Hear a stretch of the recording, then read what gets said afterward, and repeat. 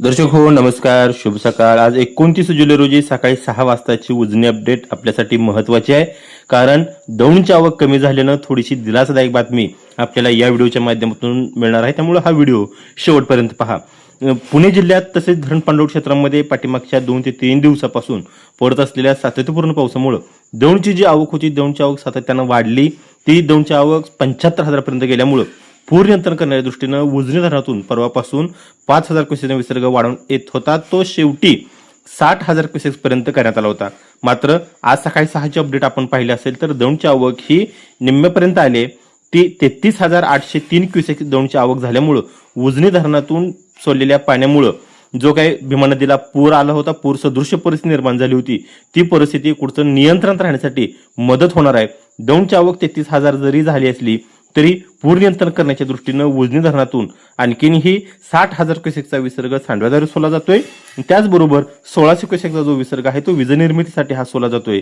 असा एकूण 61,600 क्युसेक विसर्ग उजनी धरणातून आणखीनही भीमा नदीच्या पात्रामध्ये सोडला जातोय। त्यामुळे काही काळ भीमा नदीची पाणी पातळी ही अशी थोडीफार वाढलेलीच राहणार आहे। त्याचबरोबर उजनी धरणातून इतर जे काही विसर्ग आहेत तेही सुरू आहेत। सिनामाडेसाठी 280 क्युसेकचा आहे, दहेगावसाठी 90चा, बोगदेसाठी 900 क्युसेकचा आणि मुख्य कॅनॉलसाठी 2,500 क्युसेक विसर्ग हा त्या ठिकाणी सुरू आहे। आणि एकूण टक्केवारीमध्ये जर आपण पाहायला गेलं तर धरणाची जी टक्केवारी आहे ती धरणाची टक्केवारी आज 97.57% इतकी होती, जी कालपर्यंत 99.87 पर्यंत होती।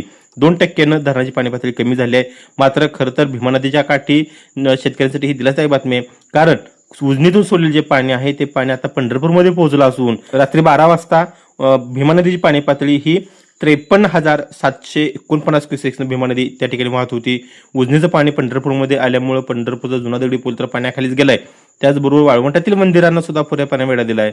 पंढरपूर तालुक्यात जे काही बंधारे आहेत ते बंधारे सुद्धा त्या ठिकाणी पाण्याखाली गेलेत। त्यामुळे आणि काही शेतकऱ्यांच्या शेतामध्ये सुद्धा हे उजनीचं आलेलं पाणी ते पाणी गेलेलं आहे। मात्र आता पुन्हा ही पाणी पातळी फारशी तितकी वाढणार नाही, कारण दौंडची आवक आता कमी झाल्यामुळे कदाचित उजनीतून विसर्ग हा कमी केला जाऊ शकेल। आणि त्याची अपडेट आम्ही तुम्हाला आपल्या या परिवर्तन न्यूजच्या माध्यमातून तुमच्यापर्यंत पोहोचवू।